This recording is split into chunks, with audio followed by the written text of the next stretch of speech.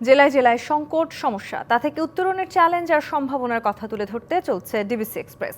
বিশেষ এই আয়োজনে মতামত থাকছে তৃণমূল থেকে শুরু করে নীতি নির্ধারকদের। ডিবিসি এক্সপ্রেস আজ সারাদিন আছে নারায়ণগঞ্জ জেলায়। সিএসআরএম নিবেদিত ডিবিসি নিউজের বিশেষ আয়োজন ডিবিসি এক্সপ্রেস। আজ সারাদিন ছিলাম আমরা নারায়ণগঞ্জের রূপগঞ্জ উপজেলায়। এই মুহূর্তে আমাদের সাথে উপজেলা নির্বাহী কর্মকর্তা যুক্ত আছেন। তার কাছ থেকে জেনে নিব এই এলাকার যে সকল মানুষজন বিভিন্ন সমস্যা সংকটের কথা বলেছেন তা থেকে উত্তরণে তারা কি পদক্ষেপ নিচ্ছেন।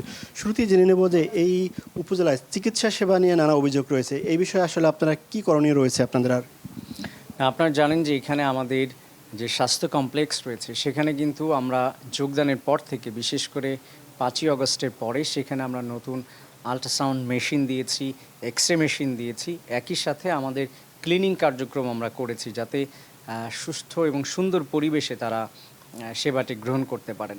তারপরও আমাদের কিছু ডাক্তারের লিমিটেশন আছে। নগদ পেমেন্টে 500 টাকা পর্যন্ত ক্যাশব্যাক আর লেনদেনে প্রতিদিন ডিপ ফ্রিজ এবং ঘন্টায় ঘন্টায় এসি টিভি সহ দারুণ সব গিফট। আমাদের মেডিসিনের লিমিটেশন আছে।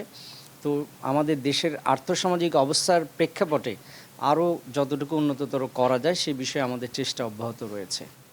বালু নদীর উপর একটি ব্রিজ রয়েছে যেটি 15 বছর ধরে প্রায় ঝুঁকিতে রয়েছে। এইটি আসলে সংস্কার বা নতুন করে তৈরি করার আপনাদের কোনো পরিকল্পনা রয়েছে কিনা?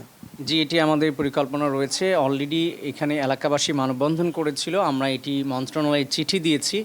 আমাদেরকে এই ব্রিজটি হচ্ছে এলজিডি আমাদেরকে জানিয়েছে যে এই ব্রিজটি এখনও পর্যন্ত ভালো অবস্থায় রয়েছে। দৃশ্যমান এটি ঝুঁকিপূর্ণ মনে হলেও এলজিডি আমাদেরকে জানিয়েছে যে এটি আসলে এরকম ঝুঁকিযুক্ত নয়।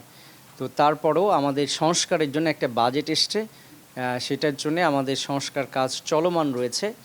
একটু প্রবলেম রয়েছে, ল্যান্ড অ্যাকুইজিশনে কিছু ইস্যু ছিল একটা পাশে, তো সেটি আমরা সমাধান করার চেষ্টা করছি। এটা হয়ে গেলেই এই সেতুটিকে সংস্কার করা হবে।